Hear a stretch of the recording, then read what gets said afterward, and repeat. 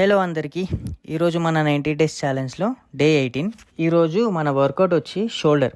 నేను ఎప్పుడు చెప్పేదే షోల్డర్ వర్కౌట్ రోజు వార్మప్ ప్రాపర్గా చేయండి. బికాస్ మనకి బాడీలో ఇంజురీస్ అయ్యే ఛాన్సెస్ షోల్డర్కి ఎక్కువ అండ్ బ్యాక్ కూడా. అందుకే చెప్తున్నా షోల్డర్ వర్కౌట్ రోజు మంచిగా వార్మప్ చేయండి, ఓకేనా? ఎందుకంటే ఆల్రెడీ నాకు ఇంజురీస్ అయ్యింది, అందుకే నేను చెప్తున్నా.